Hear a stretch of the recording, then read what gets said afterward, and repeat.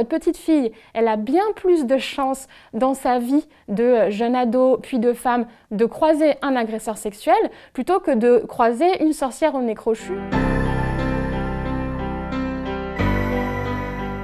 En tant que parent, on a très envie de partager avec ses enfants les références cinématographiques avec lesquelles on a grandi. Les premières œuvres qui se présentent à nous, ce sont souvent les dessins animés Disney. Le grand souci avec les œuvres Disney, et surtout les plus anciennes, c'est qu'elles présentent des scènes d'agressions sexuelles qui pendant longtemps n'ont pas du tout été pointées du doigt comme étant des agressions sexuelles. Et là, je pense aux baisers non consentis. Les meilleurs exemples sont évidemment Blanche-Neige et les 7 nains et La Belle au bois dormant, qui mettent en scène une princesse qui, pour une raison ou une autre, se retrouve endormie, ce qui est entre nous un profond coma, et qui sont délivrées par un beau prince qui débarque et puis qui les embrasse, et un baiser qui les réanime et qui leur permet d'accéder au bonheur, puisqu'ensuite ils se marièrent et eurent beaucoup d'enfants. Ces scènes-là, pourquoi est-ce qu'elles sont extrêmement problématiques? Parce que quand on les voit, évidemment, nos enfants n'en ont pas peur. Si on prend l'exemple de Blanche-Neige et les 7 nains, la scène qui nous fait peur dans Blanche-Neige et les 7 nains, c'est quand Blanche-Neige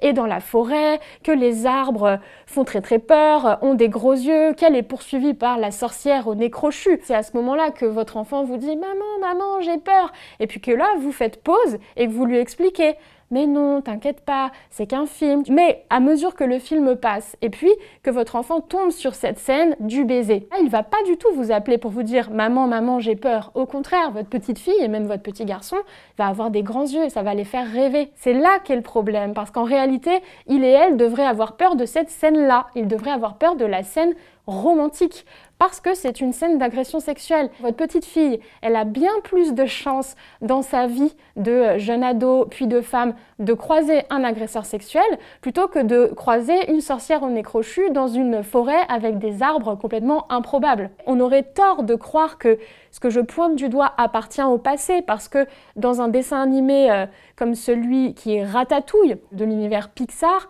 on trouve encore une scène vraiment problématique lorsque Alfredo, donc le cuisinier qui a le petit rat Rémi sous sa toque, se retrouve face à Colette et va en fait pour lui déclarer sa flamme, Rémi, pour l'empêcher de dire n'importe quoi, active un peu son stratagème avec ses cheveux, ce qui fait que Alfredo fonce sur la bouche de Colette. Et là, qu'est-ce qui se passe?